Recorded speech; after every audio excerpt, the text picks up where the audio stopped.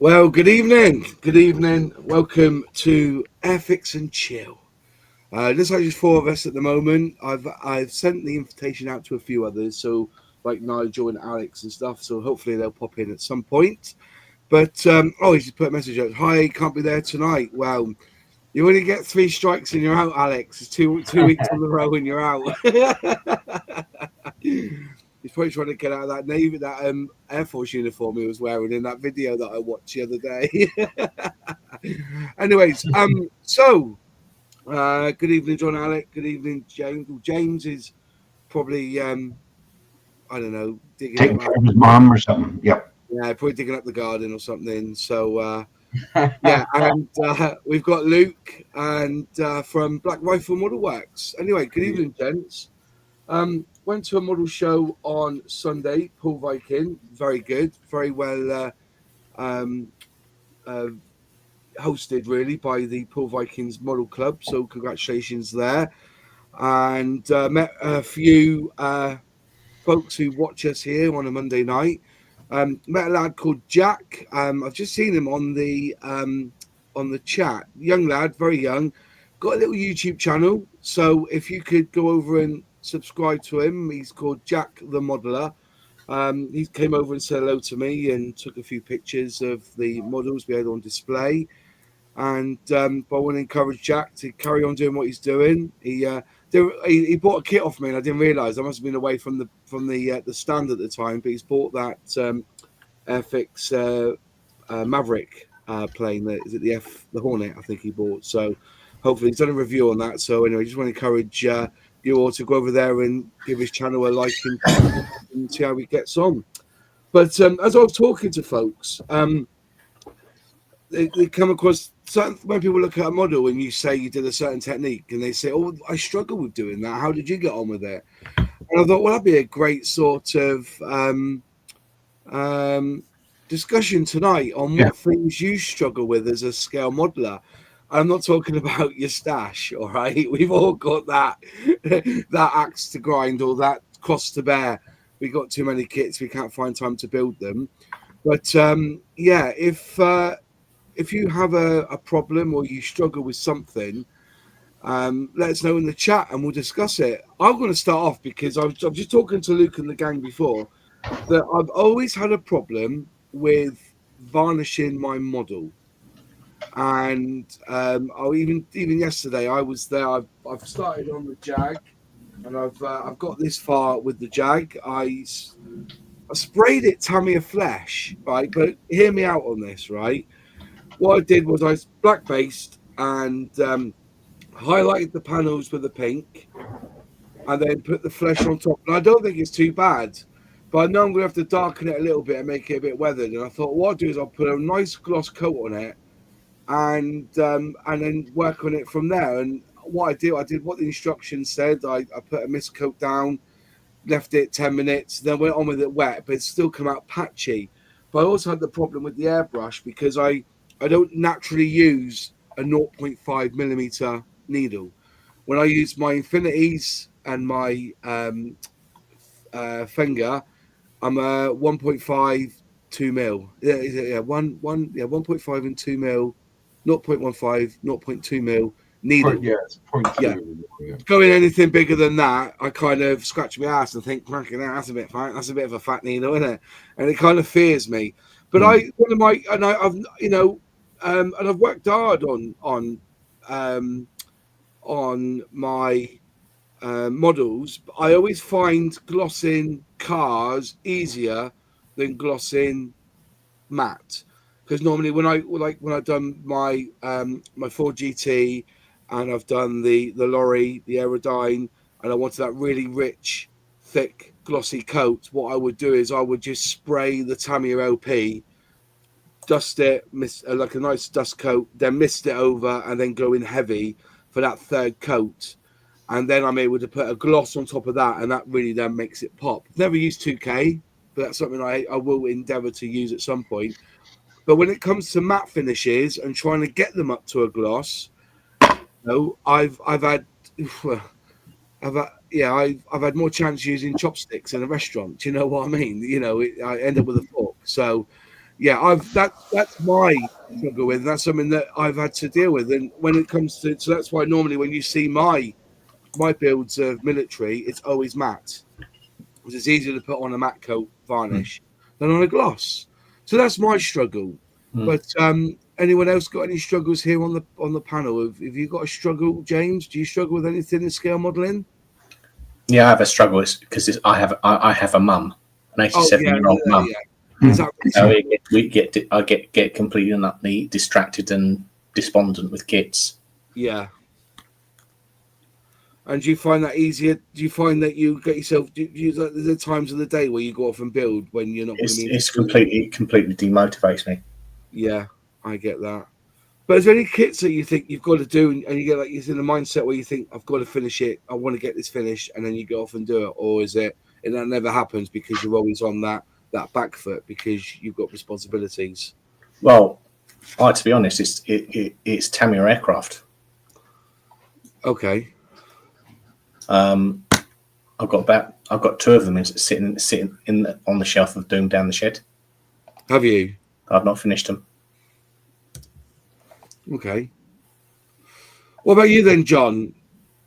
Do you anything in scale model that you struggle with? Yeah, decals or decals, particularly.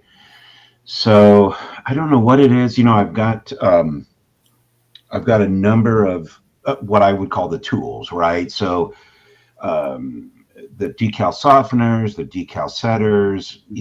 I keep buying stuff that I think is going to help me, but I don't know what it is for decal. So, for instance, when I see, like that Lancia, if I see a model that's just loaded with decals, it's a not.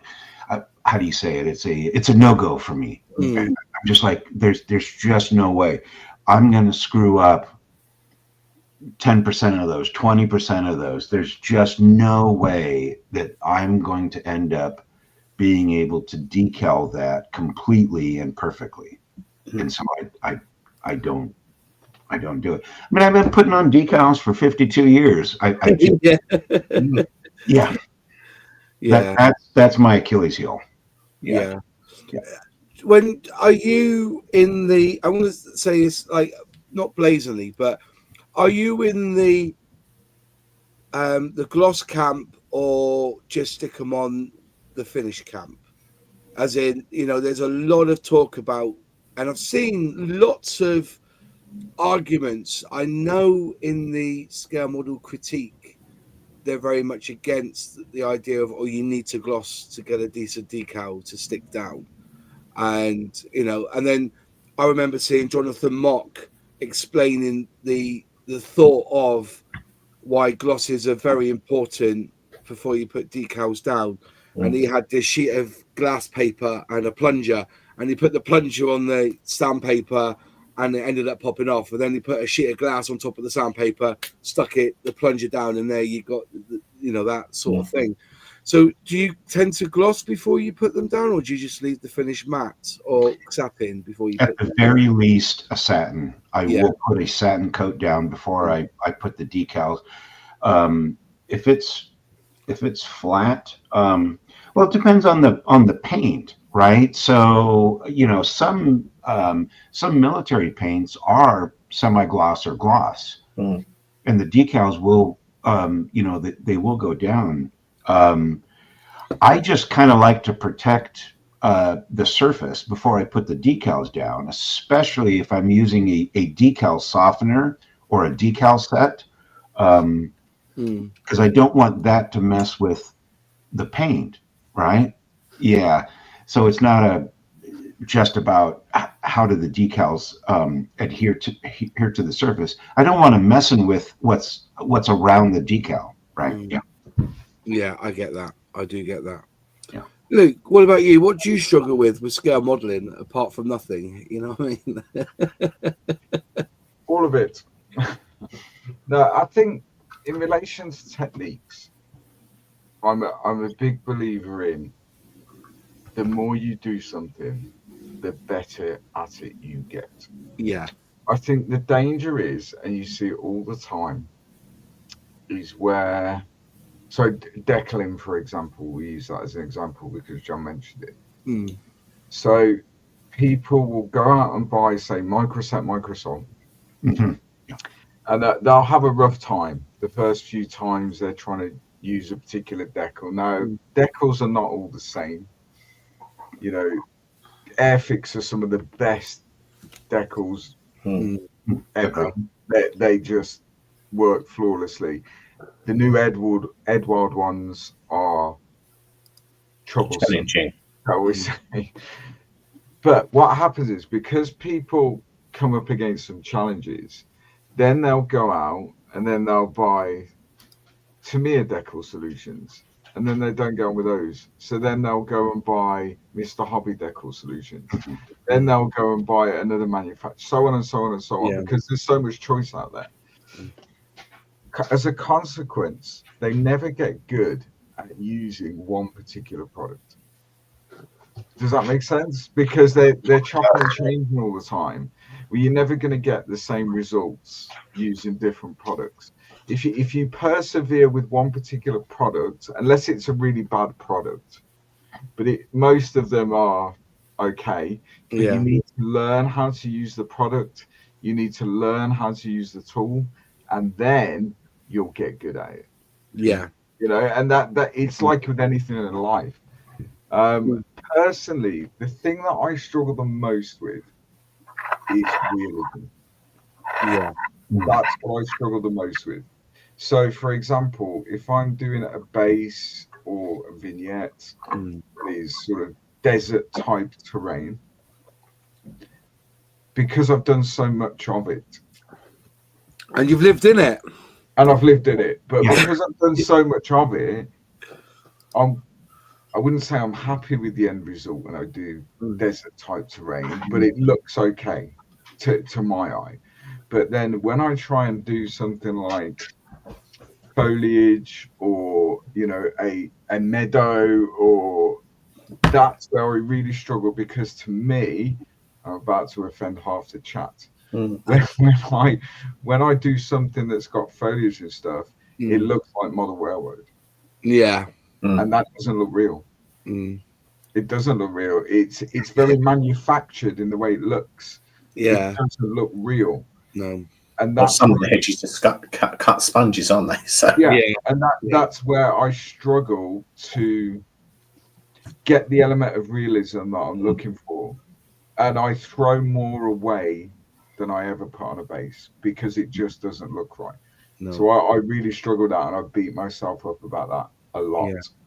In relation to techniques, I struggle with all of them, the same as everyone else, you know. But what I am quite strict with myself, paint ranges, decal solutions, glues, I tend to stick to the same brands and the same manufacturer, because then I'm learning how to use that particular paint, for example, to create a certain effect.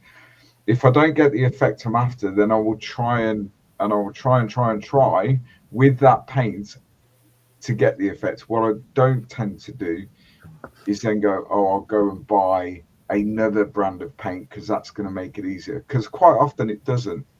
You know, a lot of this stuff is user error, if you like. Yeah. And I throw more away than I ever finish. I've seen some really dodgy trees on dioramas. You know, one guy turned up with this blocky thing, and I just said, so you'd better off using one of those Lego trees. You know what I mean? It's just like, you know, and he agreed. And he said to me, Moz, if you know someone who does real trees, let me know.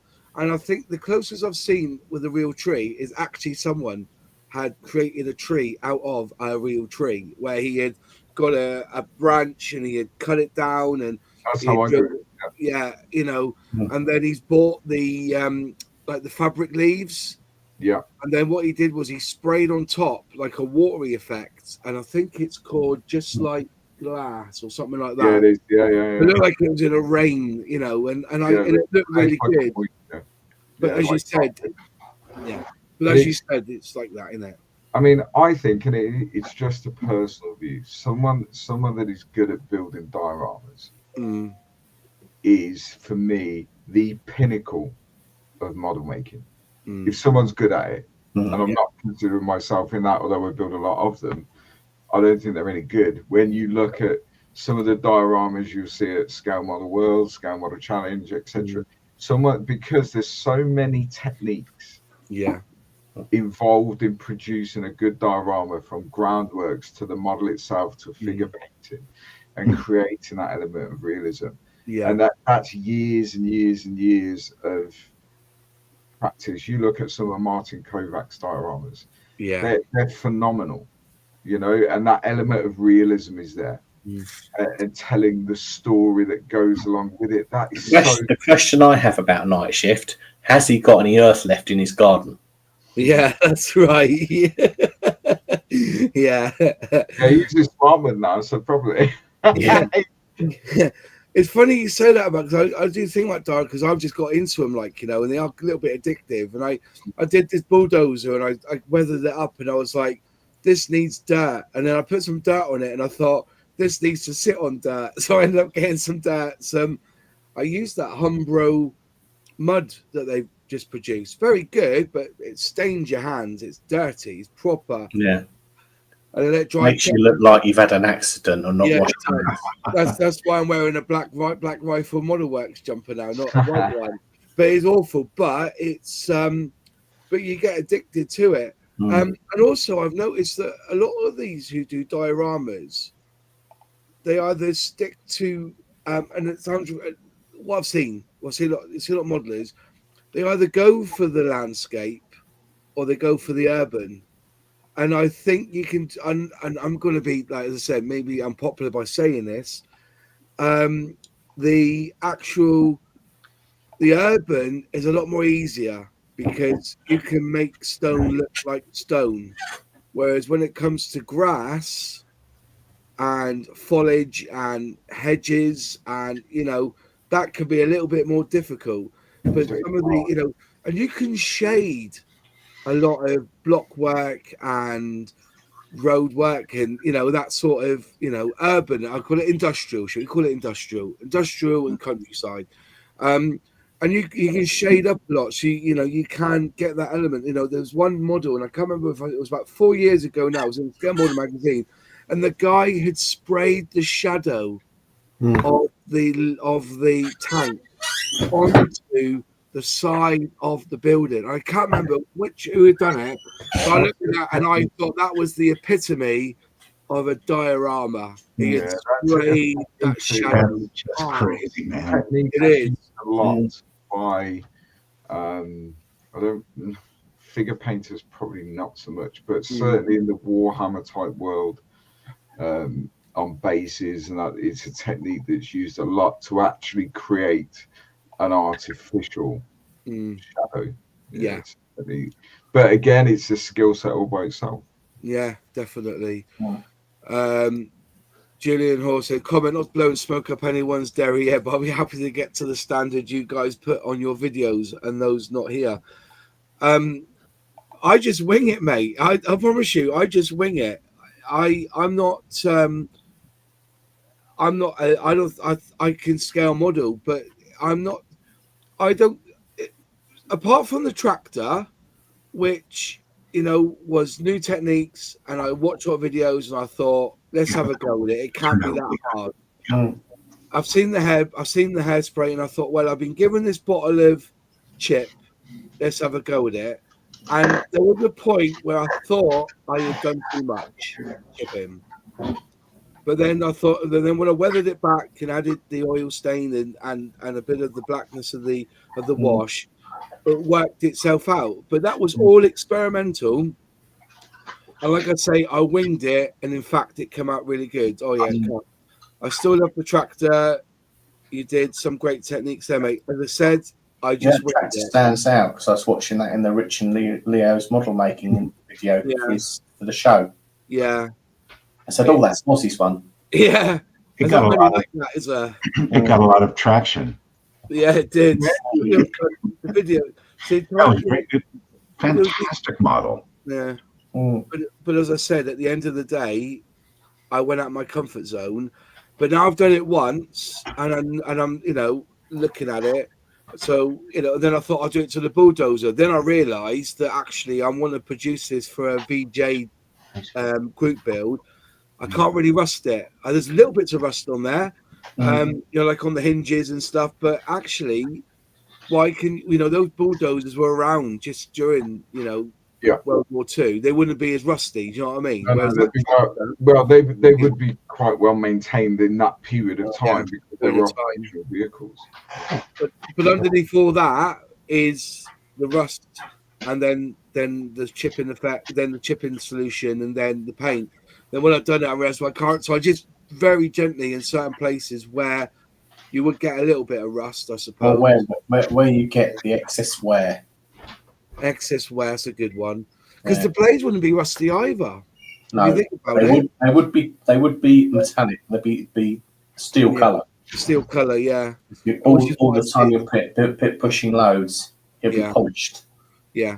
Well, that's why you see on the top of it, it's a little bit silvery, like, And I think that's where you, going back to that sort of realism and the use of techniques, just because you know how to do a technique doesn't mean that you should on every single build. For example, you know now how to rust something, but you had the thought process that this is a operational vehicle for the time you're trying to depict, so therefore it wouldn't be rusted to buggery.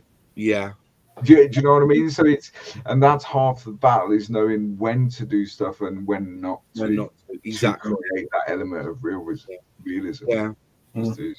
But that's all part of it. Hi, Jack. I will get to your question, mate. What I do is I star them and then we go through them in sections. But I will get to your question, Jack. Don't worry. Like I said, in another time I probably would have rusted it, but then I thought, well, I'm actually building this for a group build for which is what Issachar Scale Model Club, the model club I'm with. Kevin, our good friend there, he decided that we should. Well, he's our group build specialist now. And he said we should do a VJ day, and I didn't want to do a plane. If I was going to do a plane for that era, it would be the Bearcat, but it'd be too late because it didn't come till like the Korean War. Do you know? No, do a B29 was. Then you have to practice in natural metal finish. Yeah, somebody's doing that. Somebody's doing that already. In 148. Yeah, 148. So and I thought then after I'd done it, I thought well, there's no point because I can't rust it. But I did use the technique, a little bit of scratching, just to put off some of it where the joints and everything would be. But other than that, no. And also I did use an effect on that bulldozer, which I've never done before. LPJ Models did a video about making a leather seat look worn. And I used that technique on that seat because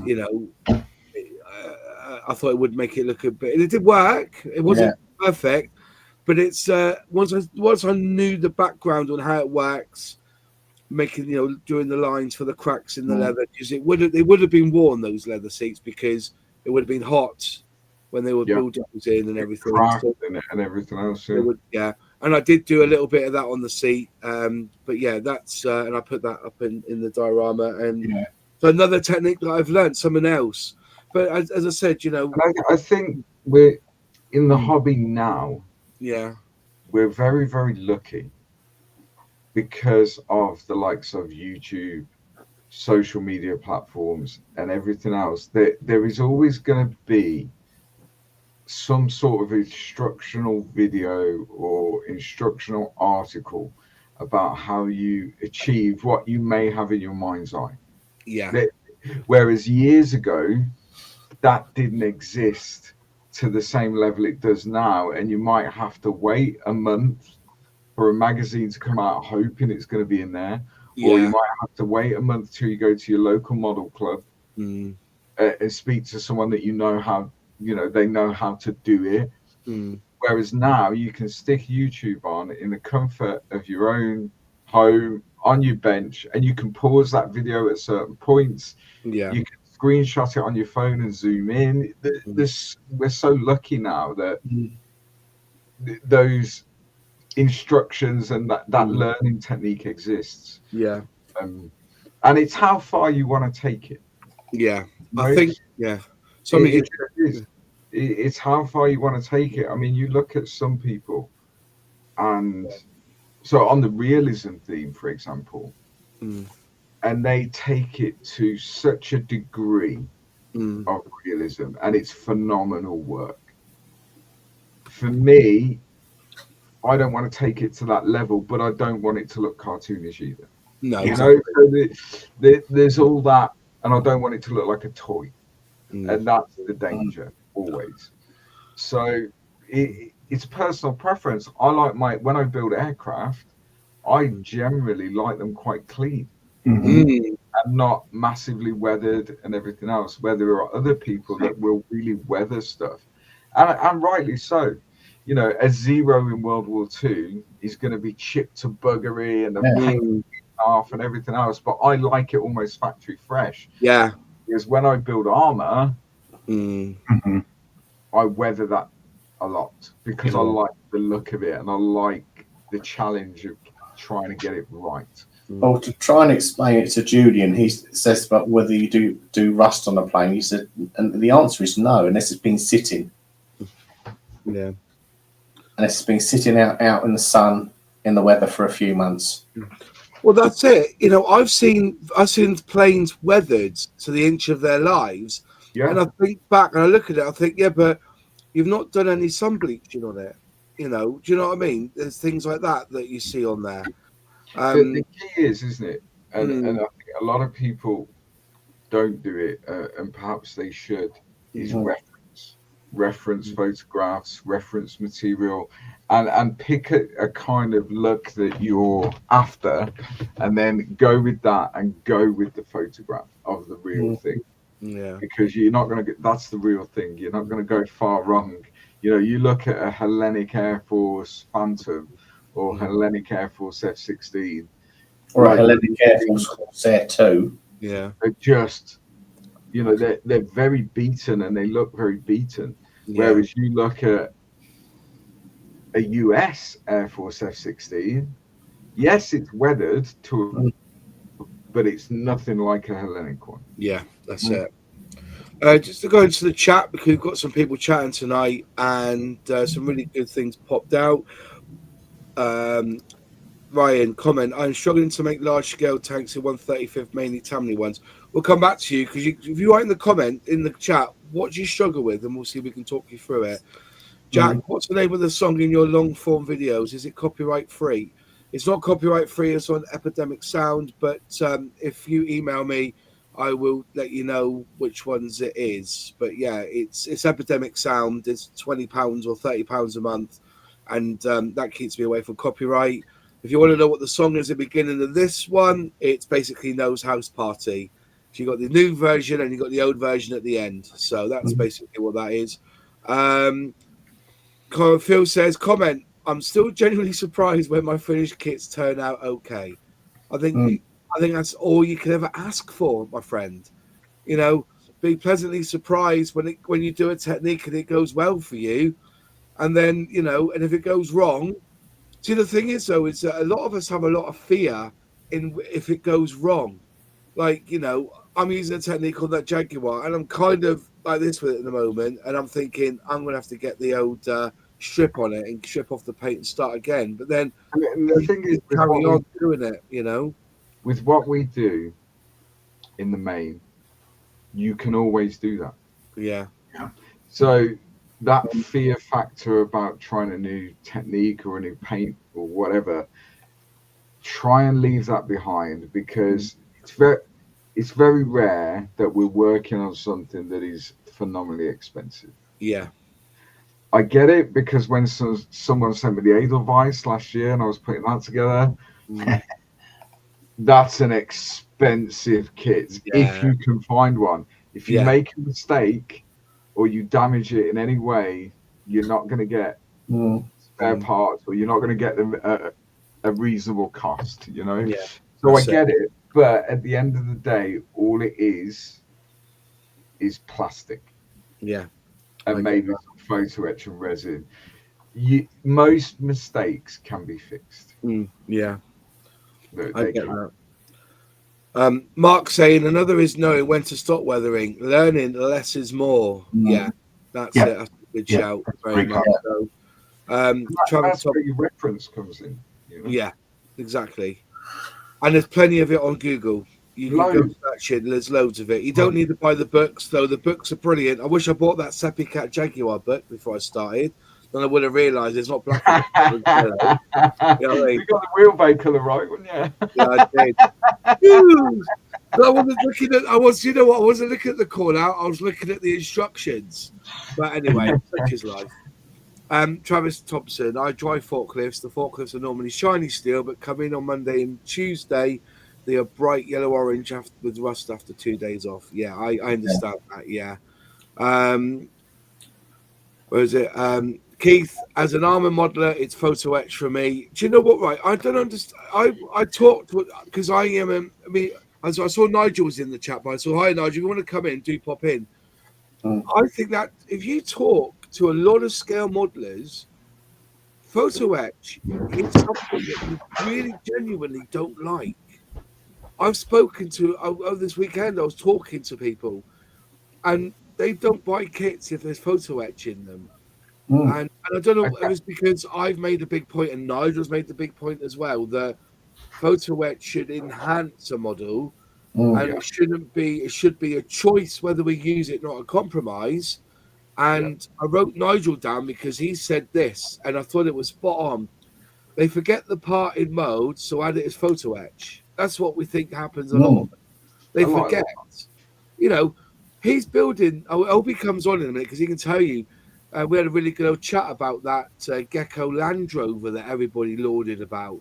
You know, the little P clips that he's saying. You have to, you know, they're a flat piece, and you've got to manually create that clip for the pipe.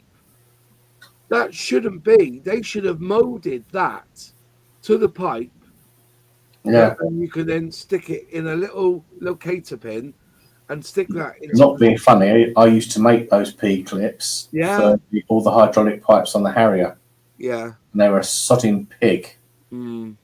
Yeah. I think the thing with photo etch is a lot of scale modelers will not like working with it because traditionally and in the main we work with plastic. Yeah. So we understand plastic, we understand how it's going to behave, we understand that. Whereas when we've got to do something in photo etch, it's an unknown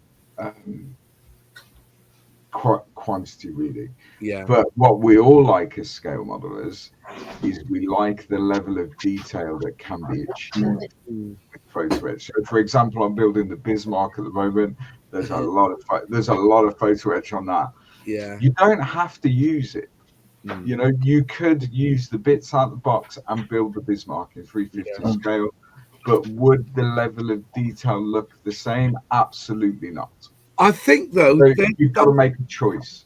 That's the point though, is that why, you know, those P clips on that Land Rover, you'll never see it, but they put photo etch in. It's the same, you know. I'm not distance. I've not done the review yet, but I've got a Thunder Models vehicle. It's the new one. I can't think what I've done with it now, but I'll put it up here actually. There you go. I got the instructions out because I was talking. As I said, we had a good chat about it with Nigel because I said difficulty. Now, so then where's that chassis to? Where's that chassis to? So they've done the chassis, okay, and I kind of get why they've done it because it's a very thin bit. But you know, when you make up a chassis, you've got these bits here. So these bits here, these triangular bits. You'll never see that. That's underneath. That should be plastic. Yeah, that's what I'm trying to get at. It's that you know that should, it's never going to be. It's not enhanced. It doesn't need to be PE. But that's where it comes down to the choice of the modeler. Because if you wanted to, for example, you could fabricate those pieces from styrene sheet. You could do that if they're fundamental in the construction of the model. Does that make sense? Because they won't be seen. But then there are other people who, even though they know that the detail that they're working on and might spend a month doing is never going to be seen in the finished build. Their enjoyment comes from creating that level of detail on that particular model. So it all comes down to a compromise. I mean, I used every single piece of photo etch so far on that Bismarck. No, I haven't. No, I haven't, because there will be areas where what you're looking at, it's not going to make that much difference from a visual point of view. But then there are other parts of it where, without using photo etch and using the bits in the box, it just wouldn't look right. Yeah. You know, so it's all about a choice and a compromise, I think. Yeah. I get that. But like I said, you know, people see, it's like talking about shipboat. I'm talking to a shipbuilder last year, because when I did those stickers about don't blame the kit, always dry fit, and he said to me then, he goes, I get that, he said, but if you could point me into that realm with photo etch, is that you do blame the kit sometimes, because the photo etch isn't the easiest thing to use. It's like he said about the railings on a ship. That's what it was. That was the railings. And he said, I hate it when they put photo etch in for railings instead of plastic railings, because photo etch is always flat. It's never round. And I know why they've done it, because you know, when you use photo etch, it's stronger than a very thin rail, and he gets that. But he's hoping that, and you can't achieve with injection molding the thinness that you get with photo etch. Yeah, but he said that he was hoping that 3D print would come a lot quicker. I think it will one day. Yeah, but I mean, just shipping alone, if you're talking about 350th scale railings in 3D printed resin, they will be so fragile. Right. Yeah. You'd sneeze on them, they break. Literally. And I get that, you know, photo etch is a two-dimensional access, isn't it? It's flat, whereas on a real ship they wouldn't be. But at 350th scale, it's hardly noticeable. But what would be noticeable is if you use the piece out of the box, which is injection molded, it's massively out of scale. Right. Yeah. Right. Whereas the poorly molded kit, and you've got to clean up all the seams. Yeah. I think with photo etch, I know people struggle. I'd always struggled with it and still do to a point, but having the right tools makes a massive difference. It really does. Flying Dutchman says P is a chore, but makes the model in detail much better, but decide what parts are visible and only use P on those spots. I get that. But when you don't have a choice and it's not in plastic and you've got to use a photo etch, you have to use a photo etch. But, you know, it's... and I think Celtic made a point as well, I can't find it now, where sometimes you have, on the bigger stuff, you do have to be able to solder these joints. Yeah. And I wouldn't know the first thing to start when it comes to that, I suppose. But neither would I. Yeah, you'd be messaging, phoning me up. Yeah. But like going back to earlier, firstly having the right tools. So if you've got a soldering iron, the proper solder flux and all that, that makes it easier. And there is a plethora of videos on YouTube about soldering photo etch. My only bit of advice is don't use the paste. What is that? The flux? I think it's called flux, right? Yeah. Yeah. But use proper soldering flux. Yeah. Low melt solder. Yeah. Yeah. Yeah, not the paste. Yeah. Because you can't guarantee. You don't know. The problem is most of these Chinese companies, they buy the photo etching sheets of brass in. You don't know what state of brass it is, what purity of brass. So obviously, getting it hot, you won't touch it.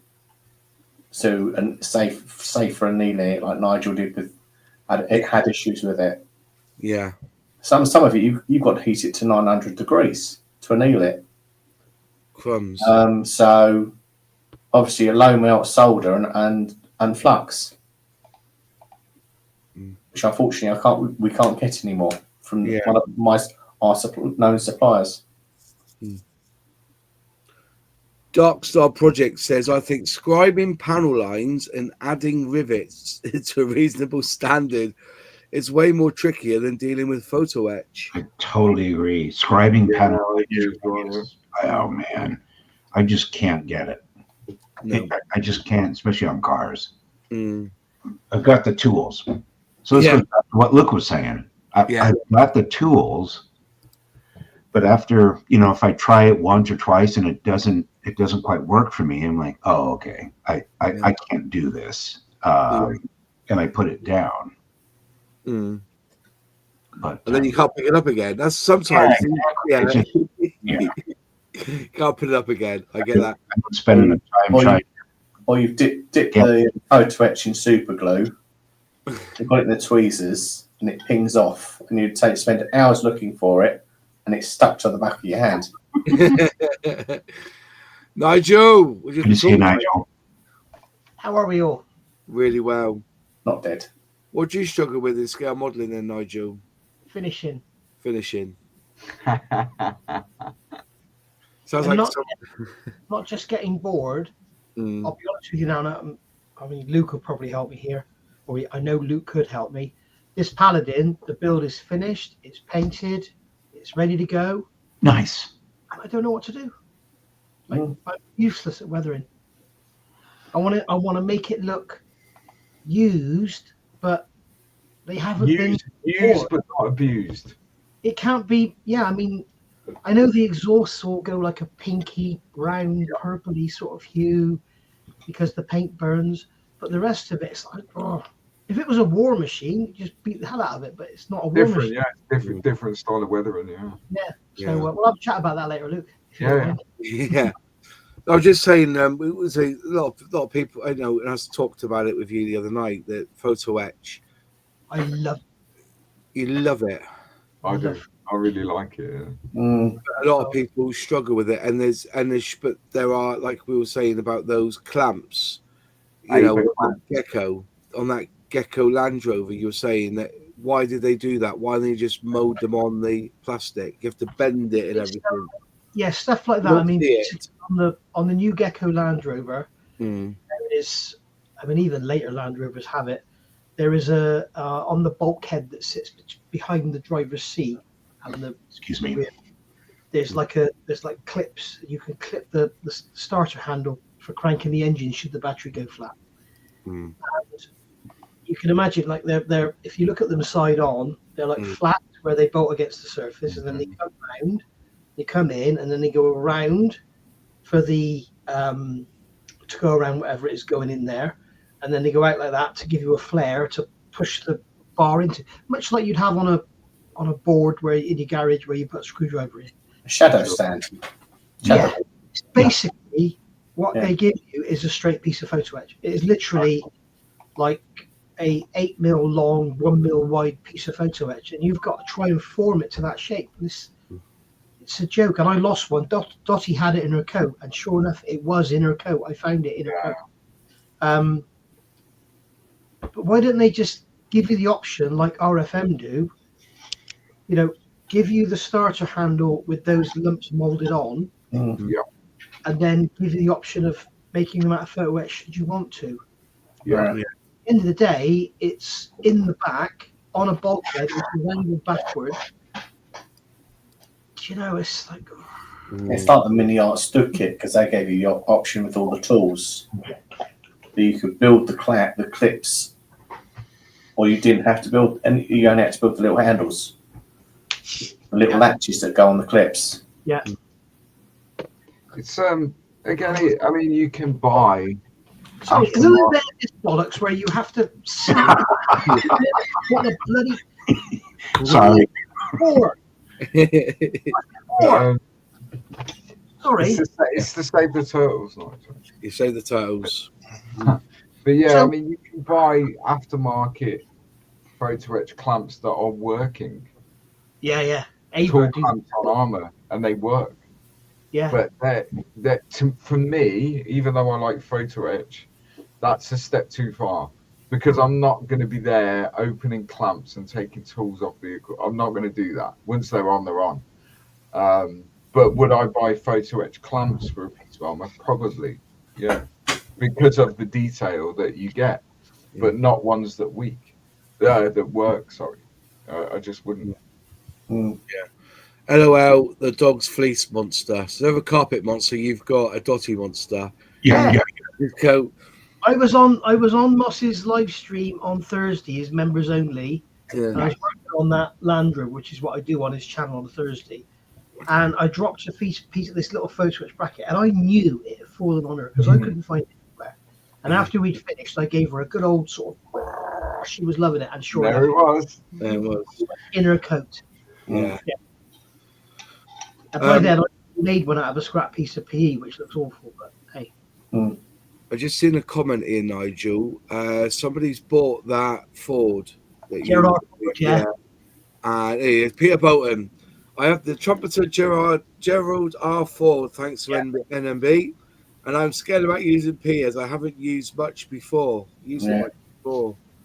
Well, mate, it's going to be a sharp lesson, that, mate. Because this. Oh my gosh! That new 250 Gerald Ford.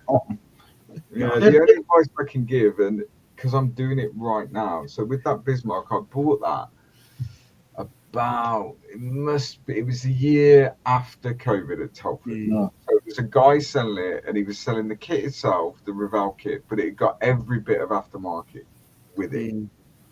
So all the photo etch, the brass barrels, the wooden, everything all together. So I bought it, and then it sat for years because, for exactly the same reason, that I'd never really worked with photo etch that level and wooden decks and all that stuff. I'd just not done it.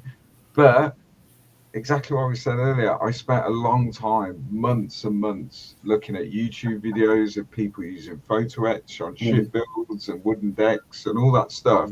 And then what I did is got some scrap P, practice soldering, practice all that before you commit to something that you actually want to build. That would be the only advice I can give you. Get as much information as you can from people who know what they're doing, and then practice before you start soldering bits of PE together that you've never done before. All I can say to you, was it Gary? His name? Was it Gary? Yeah, Peter Bolton. Peter, sorry, Peter. There'll be a video on my channel very, very shortly, which is covering some extremely intense PE, folding, bending, shaping, soldering, finishing, and you'll love it. Way more complex than anything in that Gerald R. Ford kit. And the other thing to remember, don't be put off by people that tell you that trumpeter PE is shit. Going back about 10 years ago, their PE was shit. It was like bloody cheesecake. I used to call it Kendall mint cake. Yeah, brittle, wasn't it? It was awful, but it's much better now. And certainly I would say with that Gerald R. Ford, when the aftermarket want to jump on that, they're going to struggle because they ain't going to do much better than trumpeter. No. And you'll notice, like with their 1/200th Yamato, you know, the aftermarket have added basically next to nothing because it's all in the box. Yeah. It'll be the same with that Gerald R. Ford. There'll be a few bits and pieces, but nothing much. Lucky number 7, how's you going, my friend? You're exactly right. That was my next suggestion, was if you do use photo etch, Nigel and Luke told me about this stuff, was the Flexi CA. Oh God, yeah. It's the best. Yeah. I'll tell you what is good. I never thought the black would make a difference, but when you use the black and you can see what you're doing with the black, you also see when it dries better when it's black. Then you know it's those glues have lots of pluses and minuses. The big pluses is they last a very, very long time. The black, you can see where you've put it. All of them shrink back beautifully, so you don't end up with globs of CA everywhere. Yeah. Downside is if you're used to using CA that's like instant, they don't dry instantly. Yeah. But if you don't want something to dry instantly, then they're awesome. We've all had it where we put a piece of PA on a model. It's like, oh shit, you got to move it. It's down. Mhm. Gone. So with that stuff, I'll it's tell you awesome. what I have found recently, and it was in my local model shop. So I use the VMS stuff all the time. But what I have found for PE recently is this stuff from Deluxe Materials. Yes. Yeah. That's Ooh. really good. Yeah. Really good. Takes a while to dry, which can be a benefit on certain areas of PE. Yeah. Because you don't always want that instantaneous dry. You No. want to be able to manipulate the part and stuff. Yeah. But it's really, really good. And then in the back, as you know, Mars, when you Yeah. peel the label back, it Got has that. an applicator and a cleaning pin. Mm. Really, really good stuff. That's Very cool. And it's also really, really good for aircraft canopies.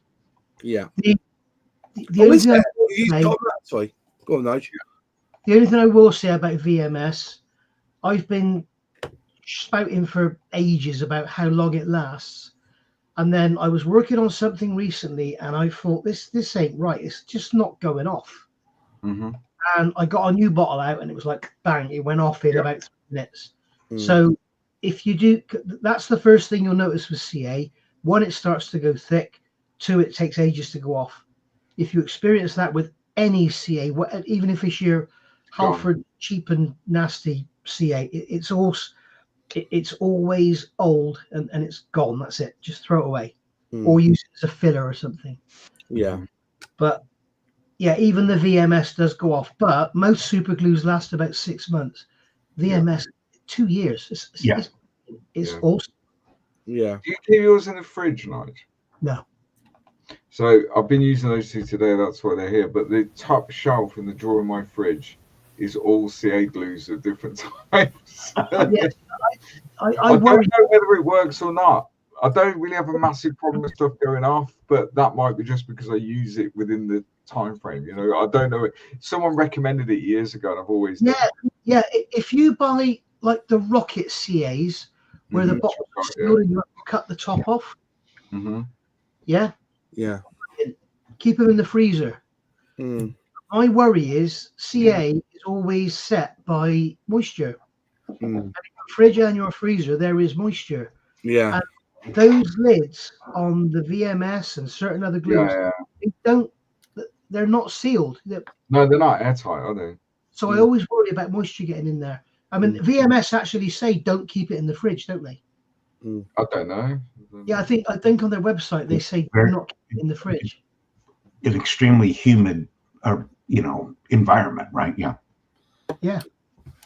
I use this Instaset stuff, Yeah. especially for the VMS, Yeah. the VMS paints. That's what. It's Bob Smith Industries. Now, Yeah, that's it's when I BSF. first, As well. when I The first did rigging. material one's good. That's that one here, is it? Is that the? Oh, that's the glue bus. What- It's called. Luke, which one do you have? I have the Deluxe Materials one. Oh, Yeah. okay. I'd Cool. love to find out what that stuff's made of because I've got a real cheap and nasty one and it does exactly the same job. Yeah. Yeah. I'm sure it'll just be a chemical of some sort, won't it? It's going to be like hairspray and dog wee in it. Yeah. Well, Yeah. somebody told me that if the IPA does exactly the same job. Does it? Yeah, I'm going to try it out because somebody told me that they used to put the super glue on a block, put the IPA on the other side, and when they put it together, it would instantly bond. Maybe. Interesting though. I also recommend this stuff from it's been with Gillette Materials now. The glue buster. Right. If you get some photo etch in the wrong place or a bit of glue in the wrong place, this stuff here basically dissolves it. I use You the might- VMS one. Yeah, but I was always a big fan of Rocket Rapid. That's the one I used the most. Yeah, When I've glues. They go off really fast. I get that. But I've had this bottle a while now, but as I said, when I was doing some rigging, I was doing the tops of the post and then spraying this stuff on the wire, and then as I put it down, it would grab and grab. It was really good little technique that. Celtic West told me that technique. But you need to be careful with, if you use an easy line with super glue, you've got to be careful not to touch anywhere other than where you actually want to glue it, because easy line is basically made of a million little fibers, and when you put super glue in there, it wicks up. Yeah. And it cures, and it makes it all go. Yeah, makes it hard. Dry brushing anything organic. My pilot figures inevitably have a 1,000 yard stare and unfortunate looking features. I think that's practice as well, isn't it? That's just practice as well. Are you painting the eyes? Yeah, we'll paint them black and dot the eyes. Nothing about figure painting, but I know Luke will say if it's smaller than like 16th scale, don't paint the eyes. Yeah. Unless you're extremely skilled at it. But so the 35th scale and below with eyes, you don't need to paint the eyes. What you need to do is create some sort of shadow, and that will give the impression of eyes at that scale smaller. You don't, because the danger is, unless you're very, very skilled at it, as soon as you try and paint eyes, they don't look like eyes at all. They just don't. And as humans, when we look at something, so you could have the biggest diorama in the world with loads of vehicles and buildings and groundwork and everything else. If you've got one figure on there, a human being will visually always look at the figure first. And when we look at a figure, the first thing we look at is the face. Yeah. The first thing we look at on the face is the eyes. Because that's how we interact as humans. It's a subconscious thing that we do. And was it you that say paint the eyes black and then dot them white? You can do, yeah. You can. Jared said VMS lids are a game changer. The spike in the top of the lid. I've just noticed it has actually. I've never seen that before. Yeah. There's a spike in the top, so it does. Yeah, it's there's a few companies do that. To be fair, but I can tell you now, Jared, if you've got your super glue and you've been using it 3 years, get a new bottle and you'll notice a massive difference. Say give it 2 years and then get a new bottle, and use the old one as a filler. Yeah, I was right on a Sharpie the date they opened it, so I know that it's going to be. Yeah, that's exactly what I do. Nigel, Peter saying the only disappointment of the GRF is the lack of detail in the hanger deck. I covered that in my review, mate. It's really unfortunate because Trumpeter, back in the day when they did like the Hornet and all the Essex class and all that, they gave you a full hanger deck, and then all of a sudden at one point they just stopped doing it. They give you a hanger deck floor, but no walls. But I've been speaking to a company in France called Le Arsenal, and I think they might do something. They do the Enterprise one, so I think they might do a hanger deck. Yeah, fair enough. Nunu's just popped in. Hi, Plastic Alchemist. Hope you won't be for a while. The next one after the VMSCA, if you can't get it, is the Cole 21. AK rebrands it.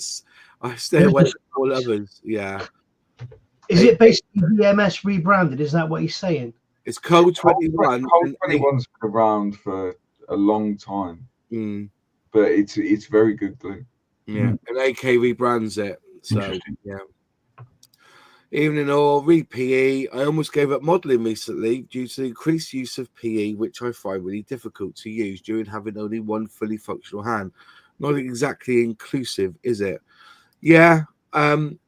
Stick to Airfix because they don't have and Revell because they don't have photo etch in their kit. You know what? Great minds think alike, Moss. I was just about to say, stay away from RFM, Gecko, you know, and just stick to ICM, Airfix, Revell.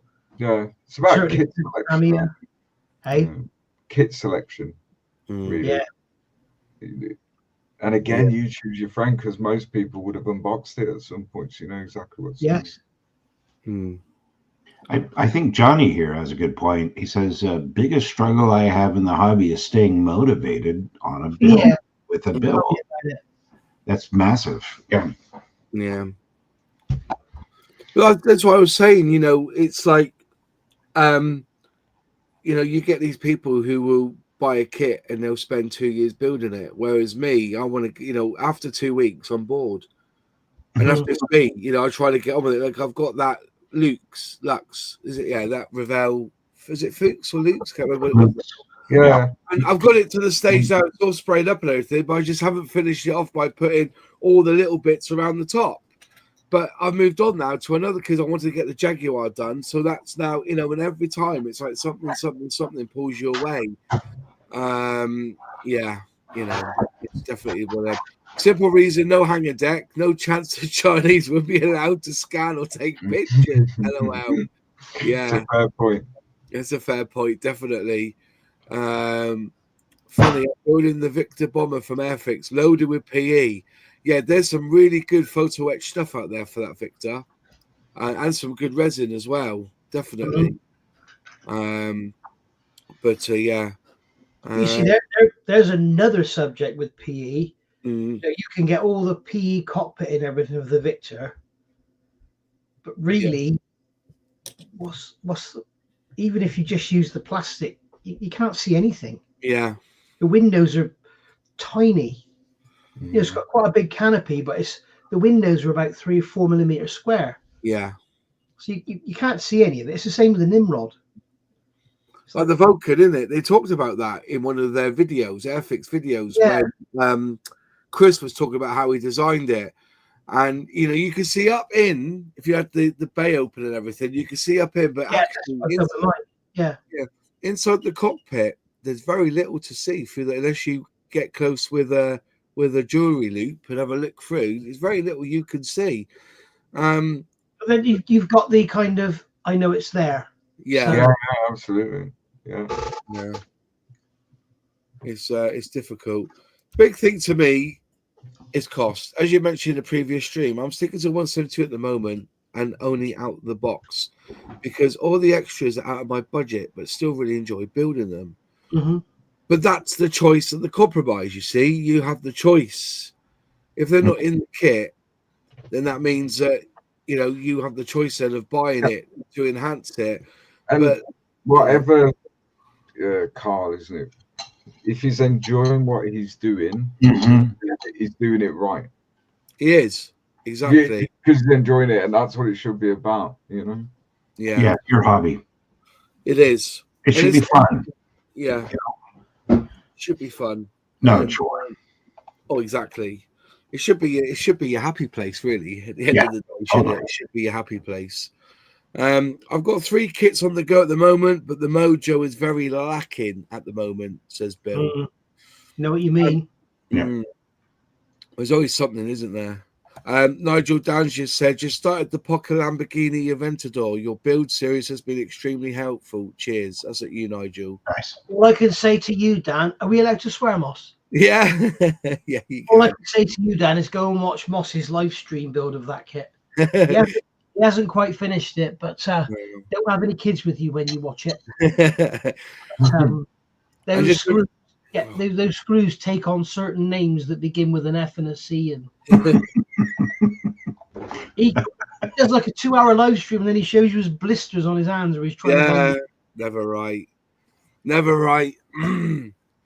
Yeah, kitchen table modeler. I'm exactly the same as you. My biggest issue is not having enough time to build all the models I want to. Or not being able always to do exactly what I want to do. Yeah. That makes sense? Yeah, it does make perfect sense. Like the other week, right? What was I building? What was it I was building the other week? Anyway, what was it? Anyway, and I knew that I needed to paint it up, but I couldn't because the time that I had, I couldn't. I didn't have the big group of time to do something to it. Yeah. Oh, Dan says he's been tapping the hose as you recommended. You find it therapeutic. Engineering. Yeah. My point is, like I always say in my videos, if you went to B&Q and bought an M8 bolt and an M8 nut, and the nut had no thread in it, would you launch the bolt in? No, you take it back and get another nut with a thread in it. Yeah. So why do manufacturers expect us to grunch these screws into? is such a pathetic design. Yeah. Tamiya have got it off. But if you watch Moss's video, you look at the comments, he says in there, this is ridiculous. And I said something like, yeah, Tamiya have got it sorted, because when you put screws into die cast, they use like a self-tapping screw going into a triangular or a square hole, and it goes in all right. And on the Poker Porsche 917, not on all the holes, but only when you come to fit the body to the chassis, they've done square holes with self-tappers that go in easy. I cut the threads and stripped them. So that's like super glue in there, be fine. Bit of super glue in there, be fine. yes, right, that's what I've done. Yeah. I'm in the middle of moving house, and my wife has just found out how many Airfix kits I have, and she's not happy. Please advise. Get That's funny. Get her into scale modelling, mate. Get her to build a kit. She'll love it, and then she'll another wife. Yeah, new wife. Yeah, new wife. I wonder how many scale modelers are divorced. Or I know a lot. yeah. Yeah. You know, I know that I was walking out of a show once when the Airfix 124th Mosquito had just come out, and I was walking out with this kit in my hands like this, and there was a guy outside having a fag, and he went, "Oh, you lucky bastard!" He said, "How are you going to get that past the missus?" I said, "I haven't got one." He said, "You are a fucking lucky bastard, aren't you?" Sorry.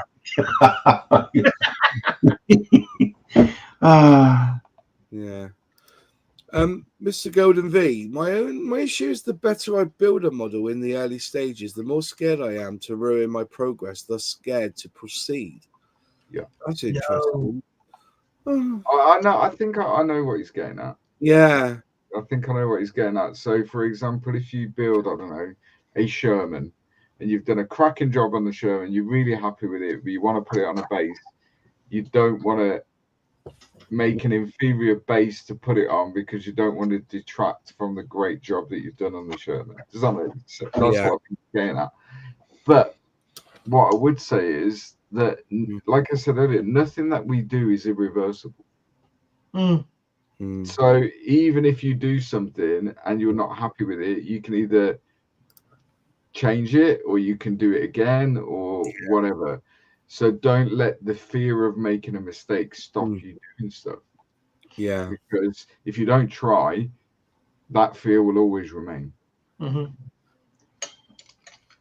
the end of the day, it's just a box of plastic. That's all it is. Yeah, that's all it is.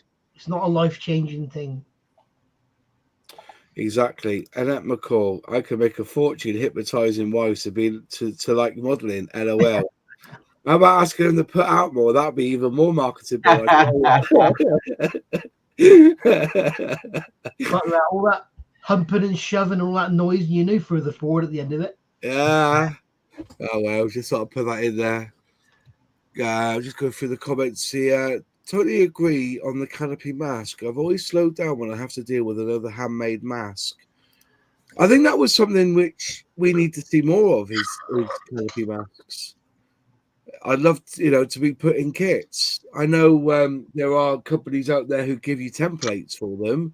Yeah, but I think, and what is the Great Wall Hobby Devastator? Well, obviously, a Devastator canopy is a nightmare. Oh. So you can see the white ones with the numbers on. Yeah. So that's a canopy mask that's included in the kit. Right. However, because of how it's manufactured, where you're going over the top of the canopy here, because of the curvature. Lift up a bit. Lift up a bit. Oh, sorry, there we go. So where you're going over the top here, because of the curvature of the canopy, they weren't particularly good. So I ended up masking it anyway. But what I was able to do was use the canopy masks as like a template. Okay. To get the right size of masking tape. Yeah. At the top. But it does make a big difference. It certainly speeds the process up. That's for sure. Was it you that said that there'd be so you could get two lots of canopy masks out of one set by depending on the mask set, yeah, because you could use the outside, the bit that's left on there, you could actually put it down on top of another sheet and then cut and then pencil around the holes. Or what you can do is just use the mask set as a template. almost, Yeah. and then create your own mask set. A lot of people I know now have like silhouette cutters and that sort of stuff, so they make their own basically. But that's way too technical for Luke, me. are you happy with that? How it's gone? What, the kit itself? Masking. Yeah. Because I've got the ASK set here if you want it. Yeah, I mean, I'll find out when I take it off. Do you know what I mean? That'll be the benefit of the kit. Scratch it off anyway. So I'm doing it obviously with the closed canopy, but in the kit they also supply the canopy where it's open, so it's in like multi-part. So if I remove that masking and it's not gone particularly well, rather than bugger about fixing the issue, I'll just put the open. Yeah, if you use acrylic paint, you'll be able to scratch around the edge. Yeah, scratch it off. Yeah, be absolutely fine. That's an absolute standard. Yeah, I've never understood that as well, Dan. Never understood why Tamiya masks on their car kits are pre-cut. When the aircraft kit, you have to cut them yourselves. That's always been a wonder. But then again, I wonder at Tamiya these days. You know, it's like somebody said in the comments when we talked about Tamiya was, we decide what you build and you will build it. Not that what we want is what they want to bring out. And, you know, they're in a different league at the moment. It's all half cocked with them, I think. Perhaps it's because Tamiya thinks aircraft modelers are more advanced. No, it's not. It's just it's penny pinching, really. And for what it costs to, you know, I suppose printed off that mask set, and they would have had a die that they would just push down, wouldn't they, or something to cut those masks. I don't know. It's just, it's a weird one, that. I'm not too sure how that. I just bought a Tamiya car kit today. It's a 2021. It's the Toyota, what is it? GR86 or whatever. Yeah, and it comes with a cut masking set. Yeah, you don't have to trim it around. It comes as is. Yeah, strange. Why haven't they a fucking GR Yaris? Yeah, GR Yaris. I think James has had to go, so he'll be back at another time. Yeah. Hey, take care, James. Yeah, take care, James. I know he's taking care of his mom, so yeah, fair enough. That's not emergencies, I hope. Yeah, no. I think it'll be all right. Can anyone? Wayne's asking, can you recommend the best way and timing to paint PE parts? You have to put you have to put a metal primer down. Yeah. What's it called, that stuff, John? I have VMS. I have VMS metal prep. Metal prep. That's it. Do you use that as well? Do you, Luke?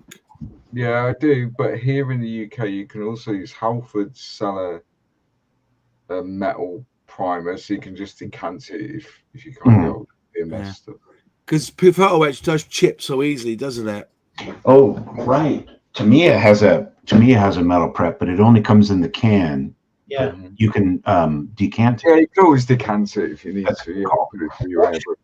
Watch this space, guys. There's a new primer on the market, and it looks like it's awesome on photo. Watch this space. I'll have it in a video really, really soon. Is that the one I bought the weekend, Nige? Okay, I'll leave that for you then. I haven't used it yet. Carry on, you do it if you want to, mate. No, you crack on, mate. It's I haven't got a model to use it on. I've already primed that anyway. I use Outlaw Primer anyway. So I've emailed Rob today. I want it here now because I saw LPJ did a video and it just looks stunning. In fact, he used VMS etch primer on one side of the photo etch sheet, and then he went over with this new primer. And where he hadn't used the etch primer, it stuck better than it did with the etch primer. Yeah. Now I've got an etch primer that a friend of mine has given me from his body shop, and it's like a grey-green color, and it's amazing. It's absolutely incredible. It's no good for photo etch because it goes on really. It's for car bodies. Yeah. It goes really thick. Years ago, we used to get a 2K etch primer, which was like a bottle of clear liquid and a can of green, and it looked just like zinc chromate. and it was brilliant. But then because of some acid in the chemical, they stopped. They can't sell it anymore. Okay. It's bad. Yeah. It's probably Miko or something. Oh. Gary Hunt. If you're looking for, I don't think looking at the chat, the names in the chat, I could be wrong, but I don't recognise any sort of prolific car builders as such. But if you're looking for that sort of thing and recommendations, then look at the car builders, because they use a lot of that stuff, whether that be gloss coats, etch primers, and all that stuff. That's like their bag. They'll be able to recommend some good products. Yeah. Best aftermarket bit for me, canopy mask sets, lifesavers for me. Yeah. I do get where you're coming from. Canopies, yeah. It depends on when you want to spend on it. Like, you know, like you said, somebody showed me a technique the other day where you get your masking and your masking tape, put it over the canopy, rub it round with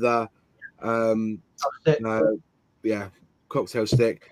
And then what he does is he gets a real thin pencil, a 2H, also then and he pulls it off and cuts it. Didn't work for me, that. I just for the aggravation, just want to try and get a really sharp knife and just cut around the edge. Sharp knife, burnish it down, away you go. Yeah, that's the way. I've done that. But I mean, when you get something like an Avro Anson or just buy the bloody set, you know? Why put yourself through that? But for a Spitfire, I mean, you know, perhaps cut it yourself. Yeah, that's what I've still got up there now. I had to build 2 zeros, one for me and one for somebody else. And the first time I built the 0, I didn't bother with the mask set, but I did on the second, and the finish is so much better. It really is, once you get in position. But I still reckon I need to speak to Edard and say to him, have you tried using a decal as a masking set? A lot of people use bare metal foil, as particularly on the more complex canopies. You know, either lots of masking or complex shapes, because some canopies are quite complex in the curvature and stuff. And they use bare metal foil. It's like you can get this stuff. Where are you, Dotty? So one over your paws. This stuff here with the purple lid. Mr. Hobby, and they recommend you paint that on the canopy and then go around with a knife and then cut it. Off. But the problem is with that is if you get like one little corner that doesn't quite cut, when you peel it away, once it pulls away, that's it. It's finished. You've got to start. What I am going to try, and it is quite an expensive solution. Masking magic. Okay. Yeah, should have brought this out. I didn't get on with it, but I would like to see somebody who has used it. Maybe I'm doing it wrong, but exactly what happened with you, Nige. I cut around and I didn't cut quite right as I pulled it off, and then once you pull it, you can't put it back down again. And that stuff's exactly the same. Micro mask. Okay. But yeah, what I am going to try, and it is an expensive solution. I was thinking about last night. I was at work last night, and I was like, that'd be great for canopies. So it's like a very thin self-adhesive film. It's a surgical film. Yes. So it's transparent. Yeah. And it's self-adhesive, and it conforms perfectly to shapes. Look, people have been using that for years. Yeah, I'm going to try it. There are people out there that have been using that for years. Yeah. And you need to know somebody who works in a hospital to get hold of it. Yeah, because it's not cheap. It's not cheap. Is it this stuff? It's like a copper sort of. It's like a self-adhesive cling film, isn't it? Oh. Yeah, but very, very thin. Yeah. Oh, do you mean the wax? No, it's like it's used predominantly as like a burns dressing. Okay. I'll have to look that up. But I was seeing it. I saw it being used last night. I was like, I should have been thinking about other stuff. Yeah. I was like, that'd be really good on canopies. So people have been using it for years. Send us a link, George. It's called paraffin or something. Right? That's the stuff I was thinking about. It's paraffin. It comes. So you use it in the lab to wrap up No. whatever you want. But it's not that tough. Okay. The name of it though in the chat, parafilm. Yeah. It's parafilm, isn't it? Yeah. Yeah, parafilm. Yeah. Oh, okay. Yeah, because paraffin wrap it's actually it's thicker than what you're describing. Yeah. Yeah, it's really, really thin. Yeah. Okay. Lucky, could you email me with that printed applicator for normal spray paint cans? Because I'm really interested in buying a few of you, because I've got I've got a Flybe paint, Flybe plane that somebody's not commissioned me to build, but have asked me to build one in Flybe colours, and I have the exact paint car-wise in that purple that they used, but I've not built it because I want to find a way of decanting that paint out of that can. So if you've got something like that, can you send it to me, please? I'll buy 5 off you, and then that'll be good. And then I'll try it out, because that'd be brilliant. Get stuff, Wayne. Honestly, listen, that humble printer is fantastic for laying decals down on planes, so you don't have to stoop so low on your bench. Okay, but yeah, that'd be brilliant. You got that, mate? Yeah, send me an email and I'll buy 5 off you. That'd be brilliant.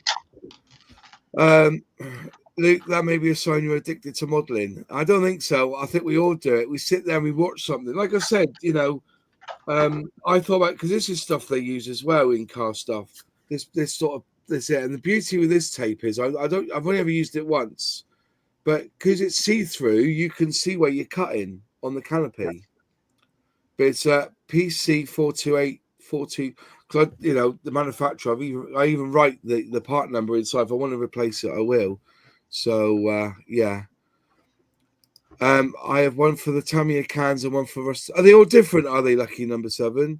Because I think mine is Halford's. I'll have a look for it, and yeah, that'd be brilliant.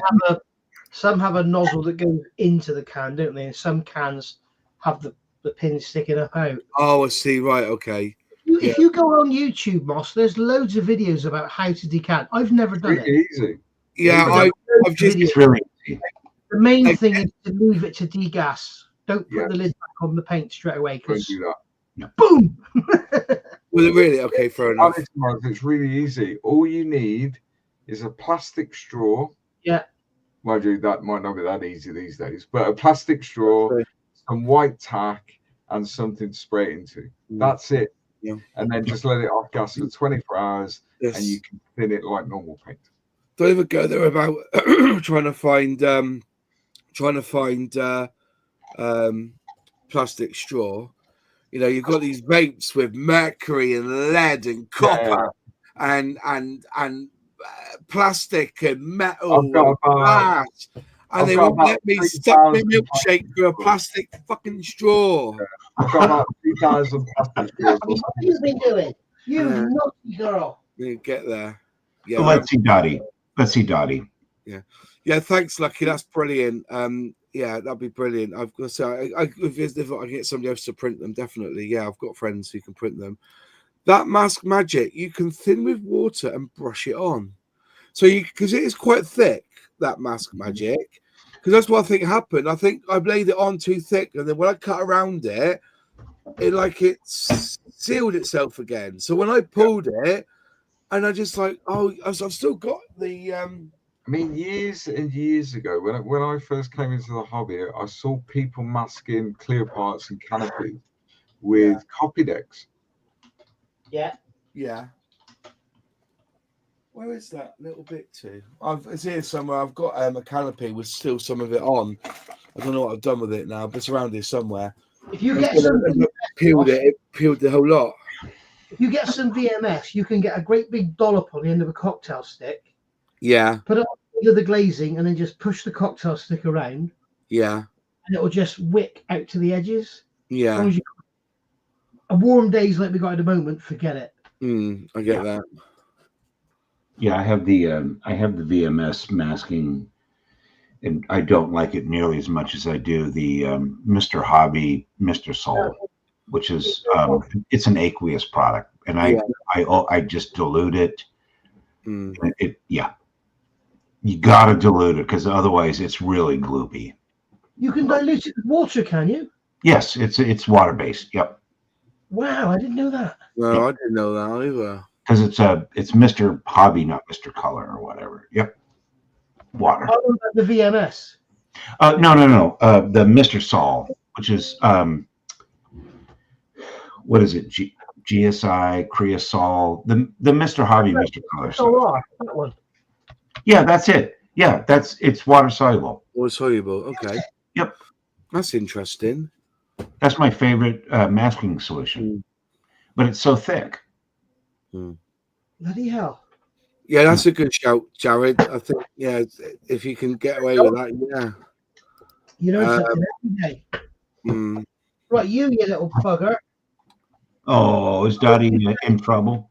I got her a new bed and she's chewed a hole in it and pulled the foam out of it. Oh, so Richard raises a good point. Come and see. You've got to wash your clear plastic parts before you try to put that masking stuff on. Yeah. Okay. If it's got any oil, because they make clear plastic parts the same as they do regular plastic parts, right? It's made in a mold, and it's got release agent on it. And that release agent, especially for Mr. Sol, which is water soluble, you've got to clean that clear plastic. Otherwise, it'll beat up. It won't. It doesn't want to flow. Yeah. And don't use it if you've dipped your parts in future. Ask me how I know. Surface tension is tricky with those masking fluids. Too thick and you cannot get it to fit. Too thin and it pulls in on itself. Yeah. The other option is that I do all the time is I mask the edge with tape, and I've got had these for years. These Infini cutting boards, so you can do like complex shapes and stuff with masking tape, quite thin around the edge of the canopy, and then the middle bit is filled with masking fluid. So you're not having to get that perfect line of masking fluid against the edge of the canopy because your tape's doing that. That's a good shout. I need to get some because Brooks Models, Rob had a couple of them on his. Yeah, I didn't pick them up at the time because I just thought. Look, I don't know whether I don't think Infini make these anymore, but AK do. I think they were Infini. I'm not sure. AK. I have to speak to Rob at the weekend, and no, AK definitely do some. They're Infini, aren't they? These ones are Infini, just rebranded. Yeah, they just rebranded. Yeah, everything, don't they? I think he's going to Gloucester Model Show, so I might see him there. I might give him a tinkle and see if he's Rob is. Yeah, I think so. He was on form on Saturday. Bless him. He does some miles. He does. I gave him a copy of my book because he said he stays in a hotel. So here's a copy of my book for you to read while you're in a hotel. That'll send it to me for sure. Yeah, I said you got through it in about 20 craps. I said to him, read a chapter on the book, just enough time, and then you can rip the page out and wipe. You know what I mean? It's like,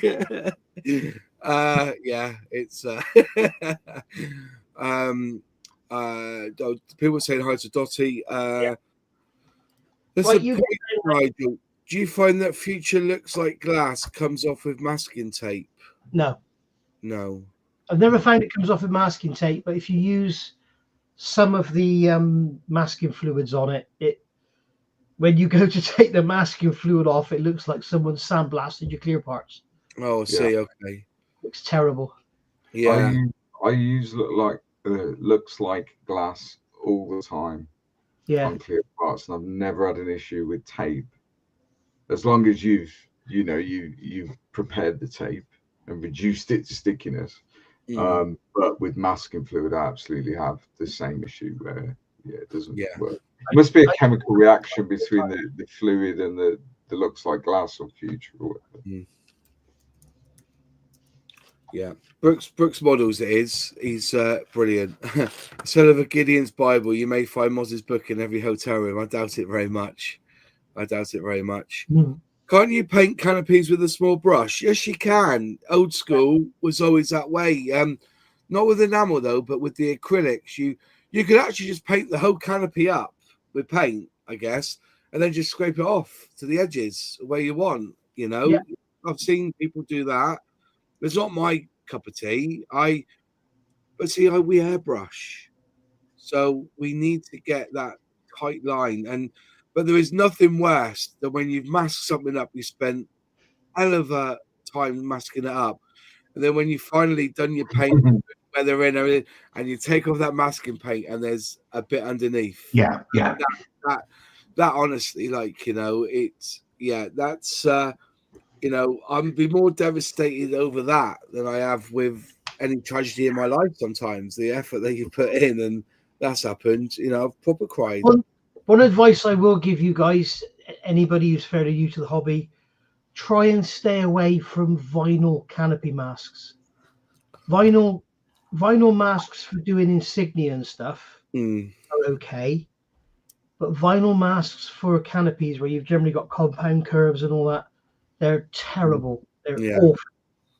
I bought that Kits World set for the Lancaster, and I ended up on camera throwing it across the bench. Yeah. Like, that was exactly the issue with that, because the mask in the kit is vinyl, works fine on the sides because it's flat.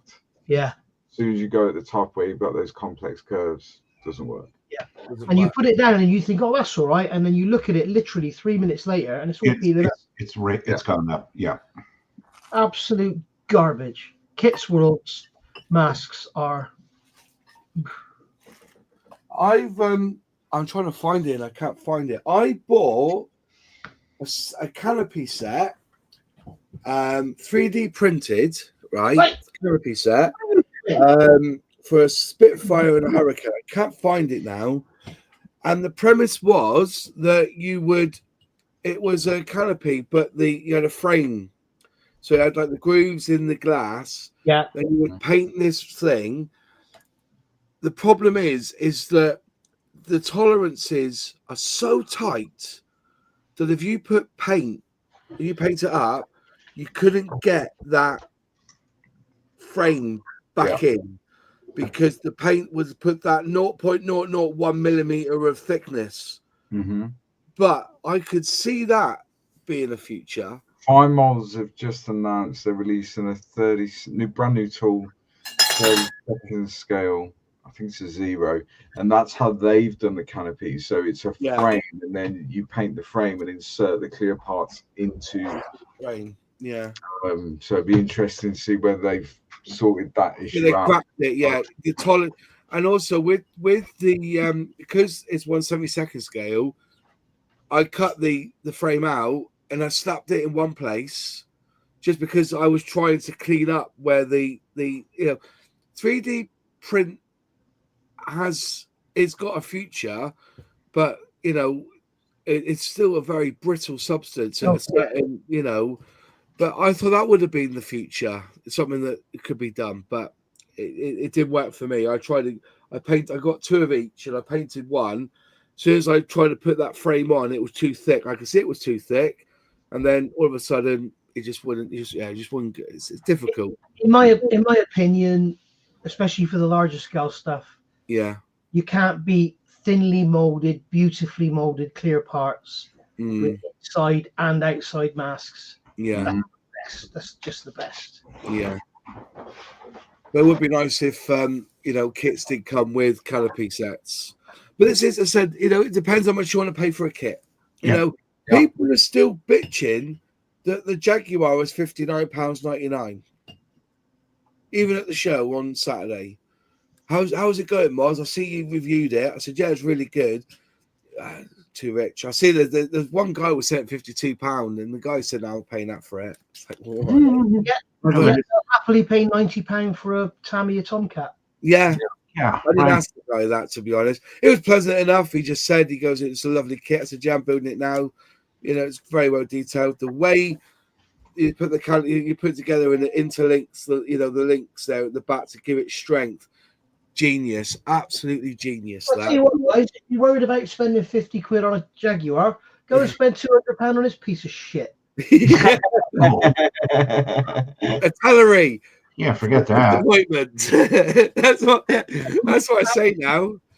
Garbage. Yeah, artillery kit for the disappointment. Oh, there you go. Tim's saying in the chat, the new fine molds kit, the one I'm talking about, gives the builder a choice between separate glass panels or fully molded. That's nice. That's quite nice.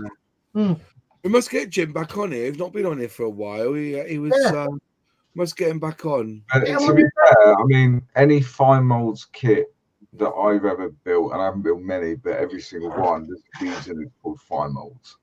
They're very, very good. Are they? Like Bandai, innit?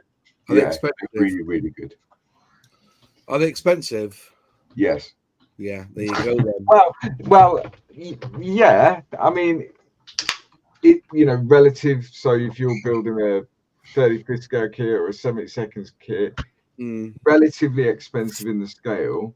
Yeah. But it's like anything in life, you get what you pay for. Well, I kind of disagree with that. And not in the sense that you get what you pay for. Like Airfix, right? Mm-hmm. You get a kit that's reasonably priced without all singing and dancing. That's how I look at it. Yeah, I know that. Let's not look at that. All right, move on. What was it the other day? Somebody sent me a message, a comment about Airfix, about this Jaguar. Where is it? Let me just scroll down to the guy. I really want to start on mine. I really do, because it just looks so good. It's a state-of-the-art kit, right? There's nothing else like it. So yeah, £60. This was the comment on the Jaguar, right? And so, like every model manufacturer does these days, there is way too much empty space in the box. Airfix include a sprue that could have easily been split into two smaller sprues, and the box would have been about 25% smaller. But no, when you pay for this much for a kit, Airfix has to make you think you're getting more than you actually are. I was very interested in this kit, but the price and boxings are ridiculous. Maybe we are being charged for the empty space in the box. What? So he's not buying the kit now because the size of the box is too big for the kit. Don't buy it then. Hang on a minute. I'm gonna go. Don't buy it then. Yeah. You know, it's when we've talked about this on the members only on Thursday. You look at them; they all have their own size of boxes. Tamiya 148 kits, all in one box. No matter what kit you buy, they're all in that same box. Would I be right in saying that it's nothing to do with trying to fool the consumer about what they're getting in the box or whatever? It's absolutely more to do with the space allocated in containers and on pallets and boxes of certain sizes are easier to calculate. It's logistics. Yeah. But also, from the outset, designing the sprues to fit the box, it's fantastic because this person that's commented on Moss is saying that this kit here has loads of space in the box. So if there's loads of space in the box, if I shake it from side to side, it will make lots of noise, won't it? Yeah. If I shake it up and down, it'll make lots of noise, won't it?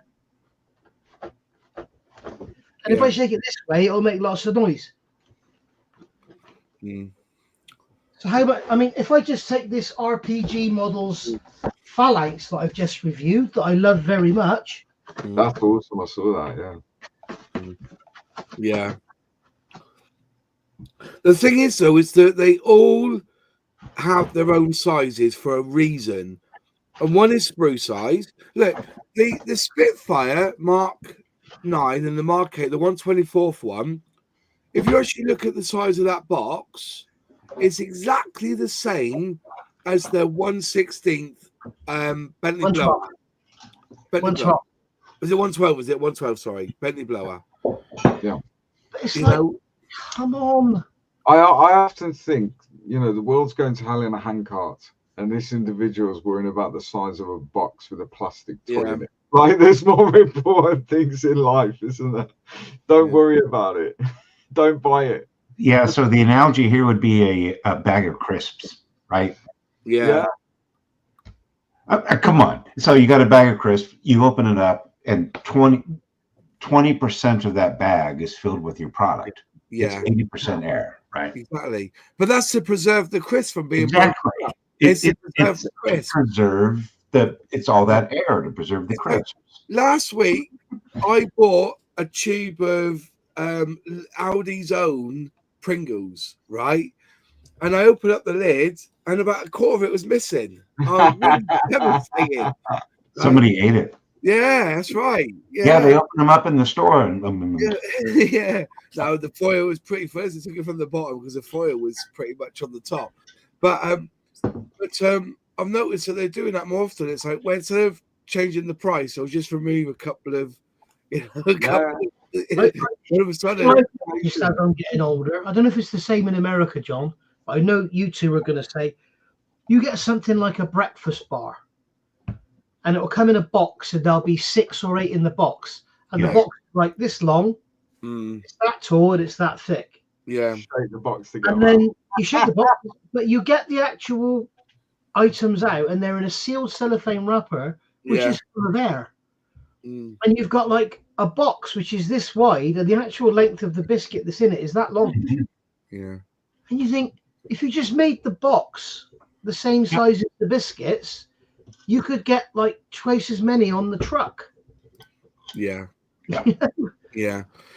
Martin, I respect you for that. Yeah. That is a valid reason not to buy the Jag. That's exactly why I didn't buy it, Martin. Yeah. Because it does nothing for me. I had never heard of it. I don't like the aircraft. But I'm a Yank. I made parts for it in Rolls Royce. I don't like the Jaguar. I'm not a fan of British jets, but that is a valid reason. You don't, if you're not going to buy and build it, then what? Well, at least collect it. Then I get that. That is, and I respect that. I really do. But because you're not going to buy it because you have to cut the nose off, you know what I mean? The reason why they done that, they had to, because people don't realize that nose is slide molded. Everybody thinks the fuselage is, but the actual nose, and they've got plans for the next 5 years for that kit. And I think by what I gather, there's only ever going to be like 1 or 2 skins you're going to need to cut the nose off, because the majority of those Jaguars had the nose that's in it. So if you want to do the GR1, you're going to have to cut the nose off. They're not going to spend all that money slide molding a nose just for us, because if that kit gets released again, there'll be a nose that's wasted in that kit. So it's but if you want, and one of the things I was fascinated with when we had the discussion in when they did the Mark 24 Spitfire was that Chris said that they try to use slide molding as little as possible, because the first fault or the when a tooling goes wrong, it's never the tooling, it's that slide mold part. Yeah, and that's what failure is. Yeah. And there's somebody who's bringing out a kit that's basically all slide molded. You can see there it's slide molded because you got that sprue shape there. Yeah. Tool's gone in that way, and that way. That way, yeah. So the bottom of the nose is slide molded. And to make another nose, nose already cut off, would have probably cost them another 30 grand. Yeah. 10 grand minimum. Yeah. But like I said, if you've got, if you don't like it, then you don't buy it. But you can't use random excuses that there's air in the plastic. I was actually watching Alex's video, and he showed you the Hella, or the Airfix stroke Hella old tooling of that Jaguar. They don't even put it in plastic bags anymore. They put tissue paper. I know. It's plastic. Now, I get that you're all conscious and everything, but I know that you can recycle plastic now. We recycle a hell of a lot of our plastic, still we? Please, people, if you if you're thinking about the Jaguar and you're like, shall I, shan't I? Go and watch my review, Yes. because I tell you it as it is. I'm not an Airfix fanboy. I'll never be accused of being one. I'm not a fan of the Jaguar, so it's a totally unbiased review. But Yeah. I actually said in that review, the same as I said in the Gannet, if this kit came in a Tamiya box, I wouldn't question it. Yeah.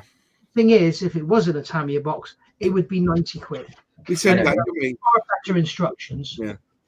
And I actually said in the video, I said they haven't done a different nose because of the cost of the tooling. Yeah. It's quite obvious. Mm. Airfix aren't the best model manufacturer in the world. They have their mistakes, and when they do, I point them out. This, but something went wrong there. that is bloody awesome. I mean, watching Moss's build. Mm. Well, I haven't watched it, but I've heard what he said about it. Yeah. And you have to take it with a pinch of salt because he's an Airfix fanboy. But oh bloody hell, it's brown. That's black with pink. That is. Yeah. And I'm just going to give it a gloss coat, and then going to weather it up, put the decals on, and then start on the underneath. But it goes together absolutely superbly. I'm really enjoying building it. No issue whatsoever in this. It goes together. But I'm pleased with how it, how it's looking. I mean, maybe flesh is a little bit the wrong color, but so what? It's all done now. If I want to, I'm not tempted to buy a third one. I've got one down there. So to buy a third one and build that one as well, because that was going up in the stash out the way. Yeah, and buy another one and do another scheme. But I enjoying it. It's a really good kit. And like I said, Nigel, when we first saw it, and the first thing I said to you was that if it was a Tamiya one, it would be 2 schemes, right? And 90 quid, and probably they would probably done the same, just wheels down, because they've done kits with just wheels down, haven't they? Kits with wheels up. Yeah, that's one thing I don't get with the Jaguar is why you don't have the option to have the flaps up. Because it would have been tooled in another load of sprues to do it. Have you done yours flaps down? They all have they're designed to be flaps down. Everything about that kit Often have them up. Wouldn't work because I don't know. You see the tooling. If you see that they're outstretched, you'd have to trim all that off as well. You'd have to trim off the extension bits there as well, wouldn't you? Yeah, you cut the extensions off if you could get them up. I don't know. Yeah. I mean, I want to do it with everything hanging out anyway. Yeah, that's right. I mean, they've done the opposite of Tamiya. With the Tamiya F14A, you can't have anything hanging out, but they've given you the option of having everything hanging out, which is great because it looks cool. But the instructions are better anyway. Now, if you want to see someone who's done it in an Arctic scheme, go and watch Mac Models' version. Honestly, he's done 2. There's 2 in the video. So he does an Arctic version, and it looks absolutely superb. What's the Arctic scheme? Is that white and grey? White and grey, yeah. Like a Russian. No, it's a bit. It was a RAF scheme. Mm. Oh wow! So imagine the green and grey. Where the green is white. Yeah. Oh wow. Yeah. Watch Mac Models' version. He's done a really good job on it. So they did Jaguars and they did Harriers. What's the word I'm looking for, John? Aggressor. No, it's not an aggressor. It was actually a scheme. Aggressor. Yeah, it's actually a scheme. And most of those aircraft were used to support ground forces in sort of the Arctic Circle. Basically, that's what they were designed for. So I think it was the Jaguar and the Harrier, because they're both in ground attack or close air support roles. What you doing? It's a model kit, not a bag of his. On that price, the 124th Hellcat was worth every penny. Yeah. Starting one tomorrow. You want to do the Hellcat, are you? Yeah, I bought it off Nigel. And, the top flat, didn't you, Luke? Oh, he ripped me right off, mate. Question: what are you a fan of, Nigel? Duffy. We'll be here all night. Are you on about manufacturers Yeah. or You like you genres. you like your wing that wing. I think that's it. It's like what manufacturers, what are some of your favorite kits, Nigel? I think what he's getting at is because you are hypercritical when you do a review or you build a kit, which I really like because you know exactly what you get. Yeah. I think what he's getting at is there anything you do like because you criticize everything? Yeah, I like new Airfix. I love new Airfix. I love Magic Factory. They're becoming one of my favorite manufacturers. Yeah. Never built one. RFM. Yeah. RFM. I was a fan of, I hate to say this, but I'm not a fan of Gecko, I don't think. Verifier. Like Verifier. Not Italeri. Definitely not a fan of Italeri. But no, I mean, yeah. I love Tamiya, but I find them very boring. I'd love to build that F-35, but it's like 1, 2, 3, 4, 5, 6, 7 built. Yeah, I'd rather literally. a challenge, but not a challenge like that. Italeri Stratos. That's too much. Are you excited about the Hurricane and the BF 109 coming from Qatari? Because I think that's going to be a kit for next. Yeah, they might be sending me one. I don't know. We'll see. Oh, nice. It'd be good. What about Hobby Boss, Nigel? Not a fan. Okay. No. Their decals are shit. They have a big habit of putting ejector. I think Hobby Boss. I actually think there's somebody high up at Trumpeter. Yeah, and it's awesome. They say that can have the Trumpeter badge. And I think when it's a bit dodgy or complete shit, they say that can have the Hobby Boss badge. Interesting. Good shout. Because that Hobby Boss Scammel tank transporter is awful.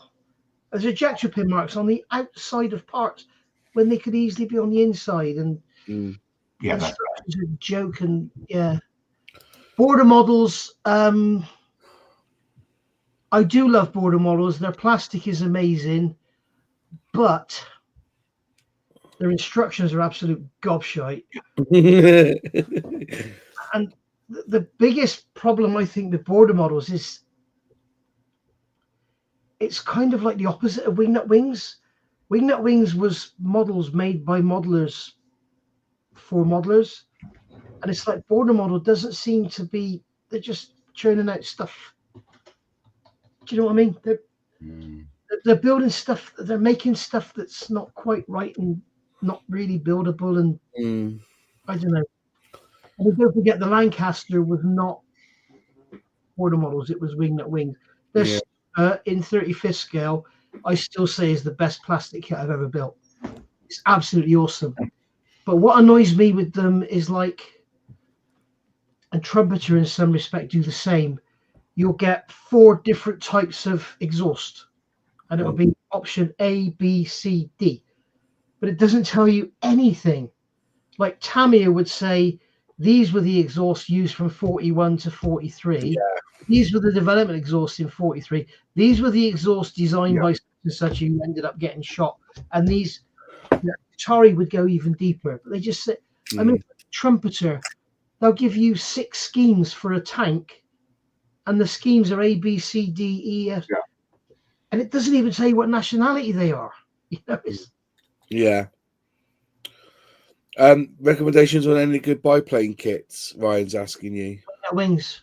And if you can't get Wingnut Wings or you can't afford them, which is because the prices are stupid. Yeah, right. Copper State models, absolutely amazing. Really? They're good? That good, are they? Oh, God, yeah. Oh, yeah. Yeah, Dan said the same, yeah.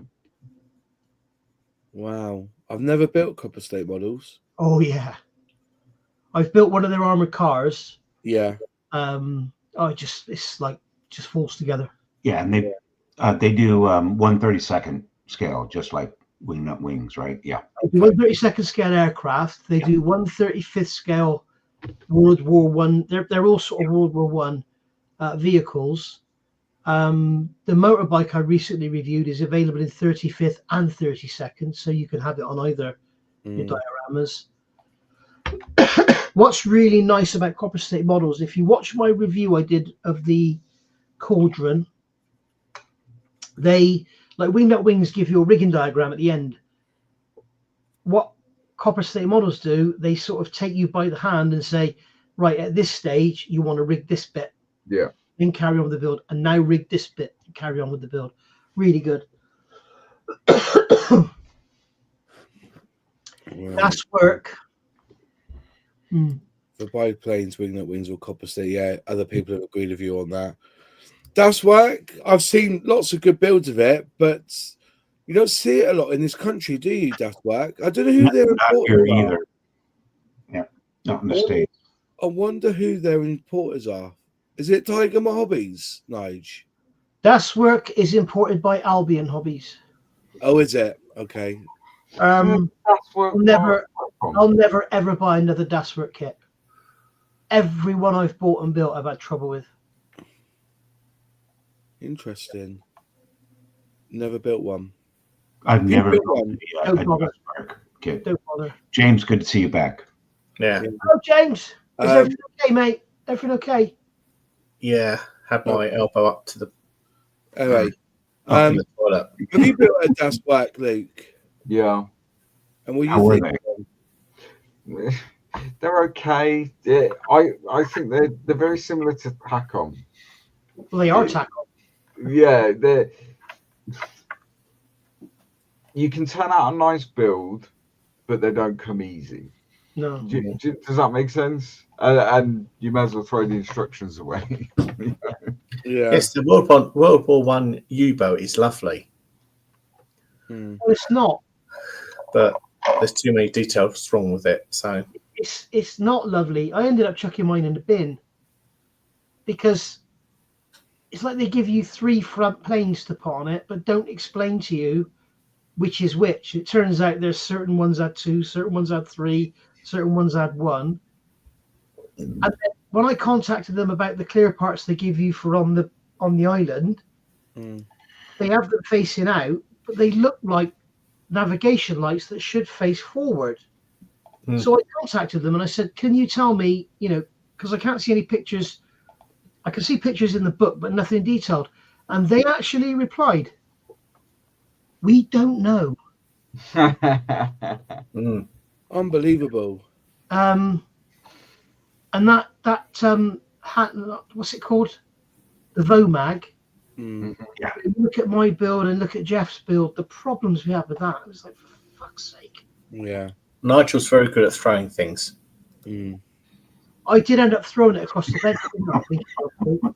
Man, 3 years ago, I was doing that Tamiya BF 109. It was my fault. I didn't realize there was a difference in the Tamiya putties between lacquer and water. This was just 3 years ago. I'd spent all this time doing that, whatever, and I was trying to clean up the seam between the wing root and the fuselage, and I used the the lacquer thinner or whatever. And, dude, I threw that thing against it. Oh man, it splattered into 100 pieces. It was gratifying. Right. That's last question tonight. Okay. It's 10 o'clock. Do Blackford. I've been building for 50 years. There is one struggle. What do you do with them when you are finished? 50 years is a lot of models. For those of the of that, you get worried about these sort of things. Don't ask Luke what he does with his. Luke throws them away. I do, most of them. Throws them away and doesn't give a shit. So I'm sure that he could sell them on eBay even for. I think for me, and the reason I do it is, you could sell them and stuff, but they're not that good. Do you know what I mean? They're not. Shut your face. No, but here we go. For someone to buy them, for me, the hobby is the build, the paint, the construction. Maybe have one sort of season or 1 year taking it to shows. Once that's done, get rid of it. Yeah, I get that. What about you, John? What do you do with your models? When I was a kid, I mean, 50 years ago, I'd, shoot them up with BB guns or blow them up. Yeah. They're now all over. They're on the dining room table, the coffee table, the bar, the buffet. They collect dust. Yeah. What about you, James? What do you do with yours? Basically, they're all stored in various places, Yeah. and they're in the loft in big computer box, and they're all basically stored in that. Mine are in boxes up in the attic, and some are in the library. And the other day I threw a load away because I was thinking to myself, look, you're 46 now. These are kits that you first built. They're not that good, so I bin them. Well, I put them in the fire, actually. Sprue really burns well. Keeps the fire going. You should have turned it Wood. It does. What do you do with your builds then, Nigel? Your model kits? When I you don't finish anything, do I? You do? They're all over the house. Are they?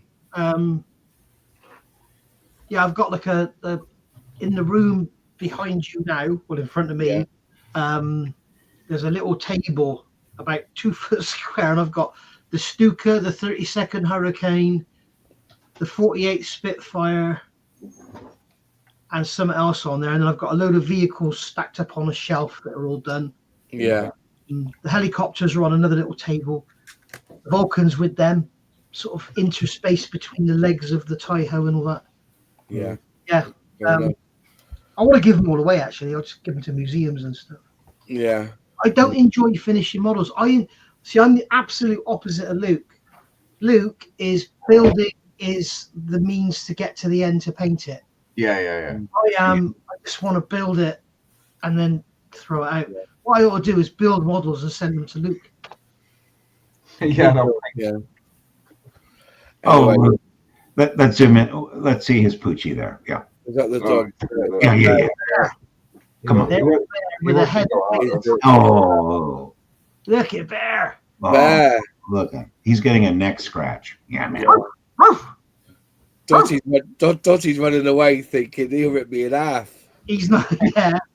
So mine just ran in. Yeah. Heard you barking. Yeah. Oh. Look. Hey, Bear, Uncle Jim's there on the screen. Oh. Uncle Jim. Anyway, folks, it's gone 10 o'clock. Thank you so much. It's been really good to actually. I've quite enjoyed that, talking about what we do. We will be back next Monday. I don't know what if you got any topics you want us to discuss, email me, or contact me on Instagram or somewhere. Some ideas for topics. Or on my face, you twit. Yeah. Or on James's you got any topics you want to talk about, we can do that. Yeah. Because as I said, I think of it a couple of days before, like what we're going to talk about. But we've done 129 episodes now, and I'm running out of ideas. We have to start reproducing some of the stuff we've done. Yeah, like White's photo show shit. I would like to see. That's not necessarily a bad idea because the hobby changes so quickly and so quickly to revisit certain topics. Really, you might have changed the way you do things. Exactly. What about you, Nigel? You got any suggestions? Yeah, my favourite brush size for painting 1/72 scale RAF fighter tires. Yeah. That'd be a good one. Yeah. Since Hansha said 129 episodes, you've now run out of ideas. It's been a bit more actually. I think all told, because the Airfix and Chill on a Monday has been 129 episodes. But we've had about 30 of like during the day when we've had Airfix on and stuff with their releases and their, so yeah, we just keep trying it out, we just wing it every week anyway. There's no real structure. We just all get together and we find a subject and then we go off in a direction, but then try and pull it back. I try to keep it mostly on scale modeling and not crap. 1,000,001 uses for Mr. Surfacer. Could that be a good one? Cool, blimey. Crumbs. Who makes instructions? Yeah, that's a good one. I think we talked about that before, didn't we, on the original one? But yeah, if you got any ideas, in the sort of the chat of the panel, if they got any ideas, let me know. Anyway, folks, let's call it an end. See you next Monday. Thank you all for joining us. All those in the chat, thank you. Have a good week. Bye. Take care. Bye bye.